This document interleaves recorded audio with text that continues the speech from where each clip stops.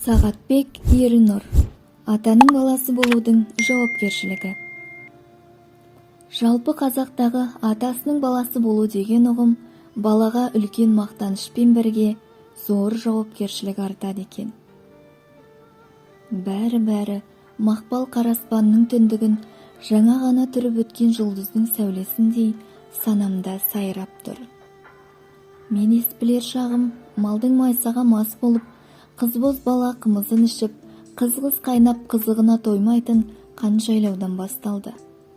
Шәлкөденің бірін жазып, енді бірін ширатып, үсті-үстіне тастай салған мыңдаған масаты кілем баурайында еркін өскен ерке құлын секілдедім. Қоржынға меспен қымызын артып алып, екі атпен сай-сайдың аңғарын, тау-таудың бөктерін ала жаздай еруліктеп аралайтын күндерде атамның артынан бір түскен емеспін. Жазиралы жайлауда майда қоңыр жолжорға атқа мінгесіп алып, атамның көңіл құсын құйқылжыта салатын әндерін тыңдағанды жаныммен сүйетінмін. Сары бидай, жорғатай, Мариям, Ғалия деген секілді көңіліңнің қылын шертетін әндердің бірін ыңылдап, бірін дауыстап айтқанда, онсызда танауыңды жарып келе жатқан майса шөптің жұпар иесіне араласып, әлде бір қырдан талып жеткен сағыныш көзіңнің көлін толқытадай келіп, одан әрі қарай еруліктегі еркіңді билейтін әуендерге ұласады.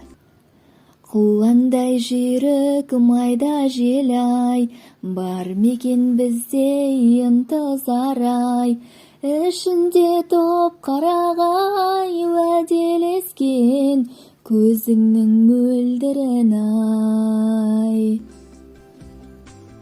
Ерулікке барғанда алаша кілемге жағалай малдас құрып, ата қаздай қаздиып отырған ақсақалдарға шетінен салам беремін. Артынан қатарларын толтырып, есті әңгімелерді есім кетіп тыңдаймын.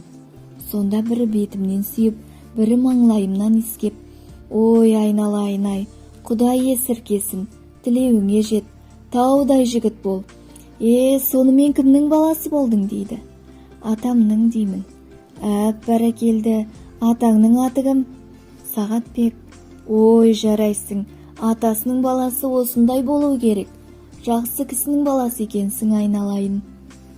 Дейді де, дастархан басында да мына құлақты атасының баласына үлкен азамат бол деп ұсынады. Ал осыдан кейін боз торғайдай бір уыс көкірегіңді зор мақтаныш кернесін келіп, жалғанды жалпағынан басқан өзің ғана секілдісің. Осындай жақсы кісінің баласы бола тұрып, жаман болуға қақың жоқ. Еврей халқында біреу бұзықтық жасап қойса, сен оңбайсың.